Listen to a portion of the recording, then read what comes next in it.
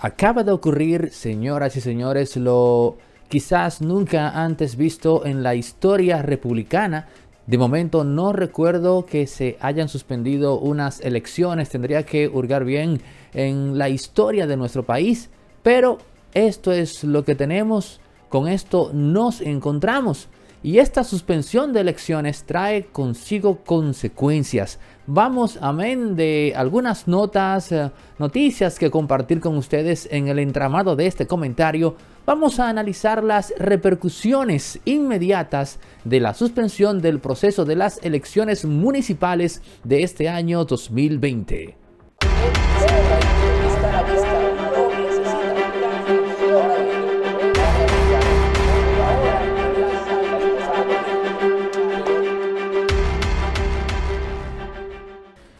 Luis Abinader reveló hace unos minutos que el presidente de la Junta Central Electoral le llamó a las 7 de la mañana para comunicarle sobre el colapso del sistema del voto electrónico o automatizado, como también se le dice.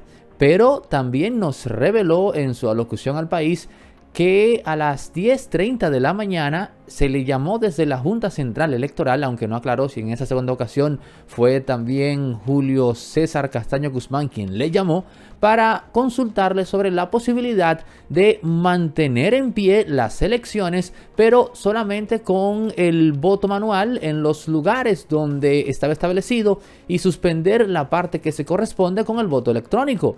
A lo que Luis, luego de consultar con la dirección general del partido, determinó que no. Pero también Luis Abinader reveló que ya él tenía la información técnica de cara al día anterior en la noche de que el sistema automatizado había colapsado.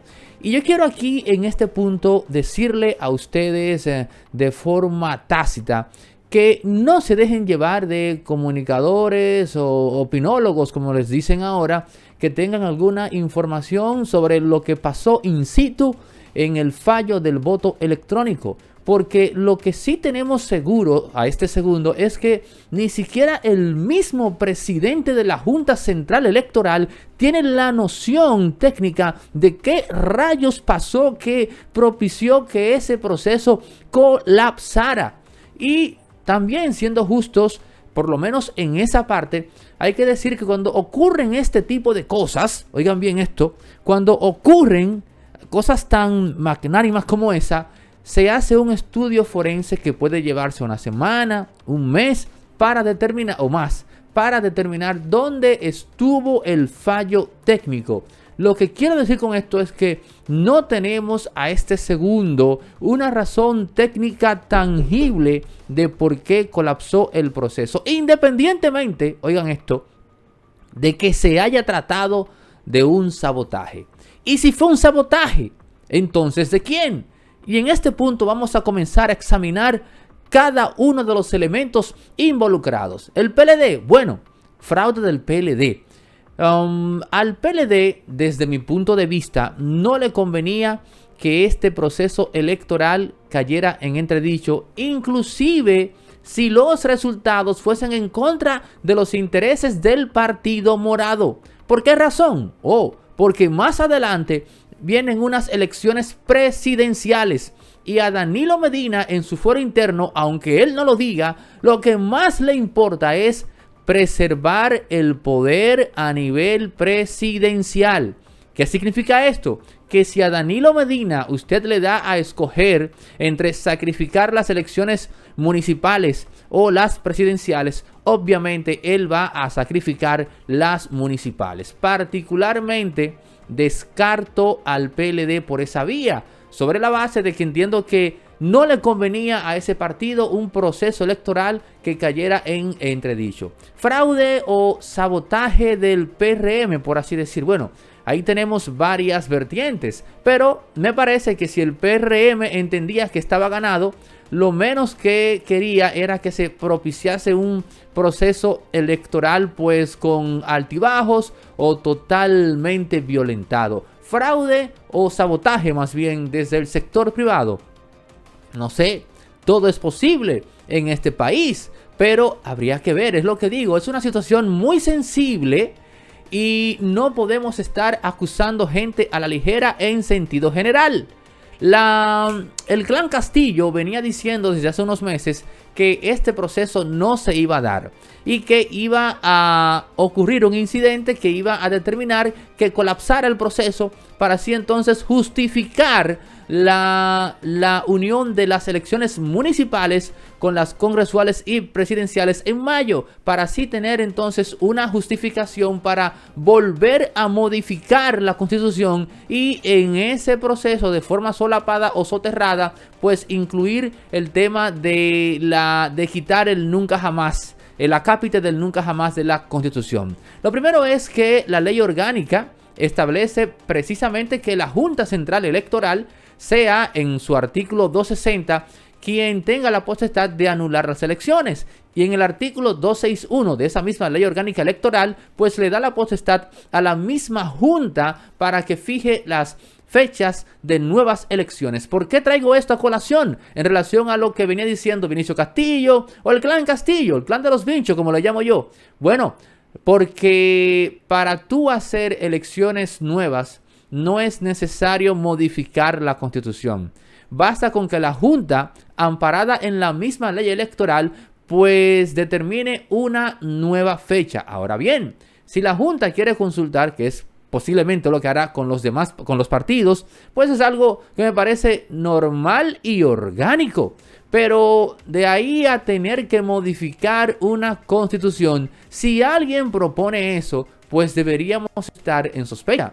Porque no hay que modificar una constitución para propiciar o llegar a un entendimiento de una nueva fecha de las elecciones. Porque, repito, y que les quede claro, la misma ley electoral o la misma ley orgánica electoral en su artículo 261 le da la potestad a la Junta para eso y no habla por ninguna parte de tener que modificar una constitución. Y ahora yo me echo para atrás porque vengo con las consecuencias y con los verdaderos ganadores de este proceso totalmente turbulento o más bien violentado, ultrajado si se quiere.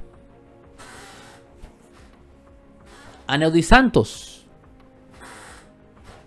¿cuál podría ser la consecuencia de todo esto? Miren, lo estoy diciendo a este segundo. Marquen mis palabras. Viene desde el momento mismo en que se anunció la suspensión del proceso, un clamor popular, masivo y colectivo de petición de renuncia del presidente de la Junta Central Electoral. Porque hay muchas preguntas que este señor, que no creo que tenga mala fe, según su fisonomía, pero ha sido víctima de un proceso como este.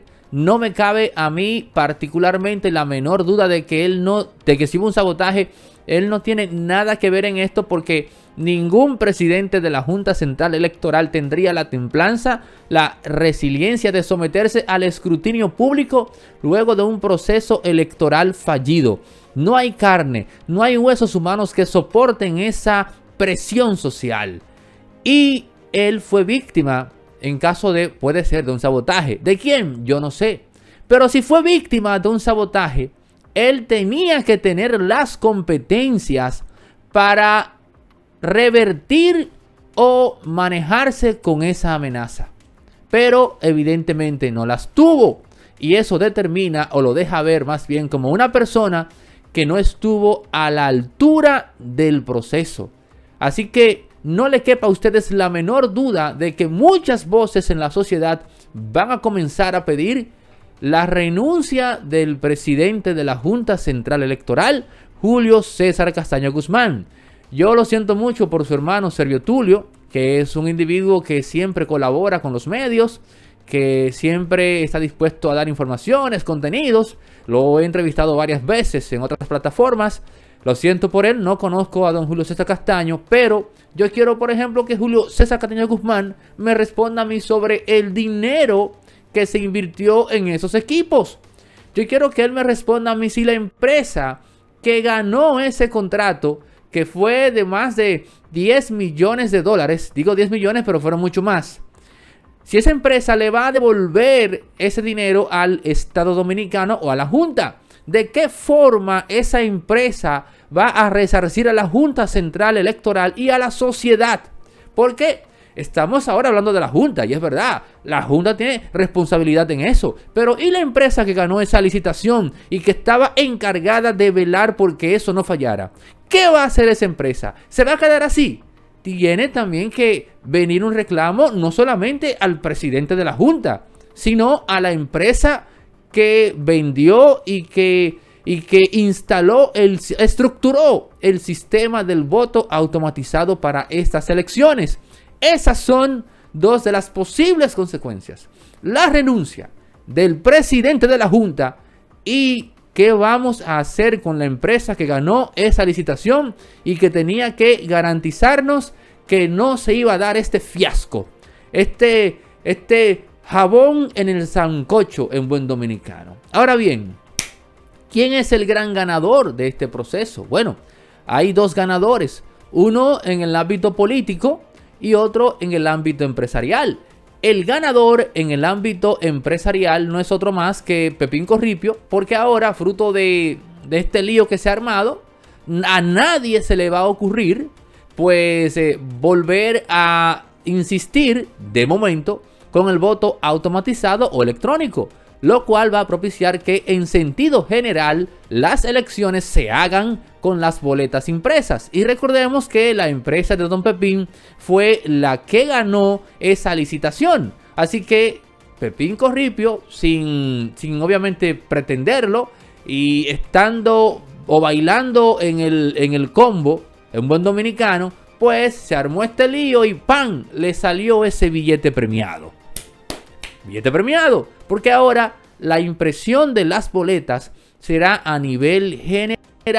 El otro gran ganador de esto, señores, es Leonel Fernández, que venía diciendo desde hace ya 1 o 2 meses de que algo iba a ocurrir en las elecciones, de que se estaba montando un fraude. Y por eso yo decía al principio que al PLD no le convenía que estas elecciones pues resultasen lo que ha venido a hacer, es decir, suspensión de las mismas por problemas, porque ahora esa realidad le va a dar cuerpo y volumen al discurso de Leonel Fernández, el relato de gran parte de la oposición cuando dice que, o cuando decía que el proceso iba a ser abortado o que se estaba tramando algo.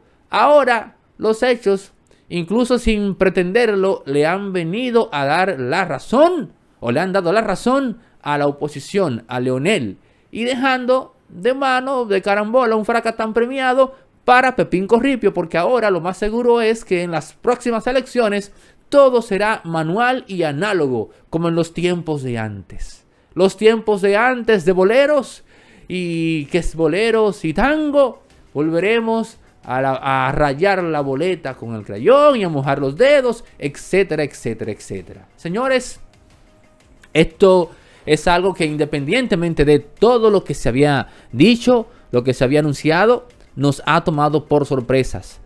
Yo digo que en medio de la incertidumbre tenemos que apostar a la calma. No se dejen llevar de las voces que están desde ya hablando de que lo que pasó fue esto y esto. No, porque eso no funciona así. No se puede determinar tan alegremente dónde estuvo el origen técnico de ese fallo. Viene ahora un estudio forense complaciendo quizás a Leonel Fernández, que debe venir sí o sí. Y yo quiero que nos respondan, y la empresa que montó este proceso, ¿cuál es la parte que le toca a ella para resarcir a la sociedad? Y el presidente de la Junta Central Electoral, ¿no le estará pasando por su cabeza lo que ya le está el mosquito, no? O qué sé yo, la abejita que está volando en la mente, en el cerebro de muchos, que es su posible renuncia. En lo particular, me parece a mí que Julio César Castaño Guzmán tiene los días contados en la Junta, porque no habrá forma humana en la que soporte la avalancha de críticas que viene desde este segundo. No tengo nada que decir, no tengo ánimos para pedirte que te suscribas, que actives la campanita, bla, bla, bla, todo eso, porque yo, al igual que 10 o 10.5 millones de dominicanos, aún estoy en shock. Y estoy buscando en mi libro de historia, aquí tengo uno de historia dominicana, tengo este, aquí, que lo iba a ojear rápidamente, honestamente hablando, a ver si aquí me habla de, por lo menos en el siglo XIX, algún proceso electoral que se haya abortado, que se haya suspendido. Estaba buscando esto, no encontré nada rápidamente, seguiré buscando. Mientras tanto, nosotros seguimos, y cuando digo nosotros, me refiero a usted y a mí, esperando a ver con qué nos sorprenden mañana, qué va a pasar mañana, porque a partir de esto, señores, se puede decir que en la historia dominicana hay capítulos que aún faltan por escribir y algunos escritos que deben ser revisados.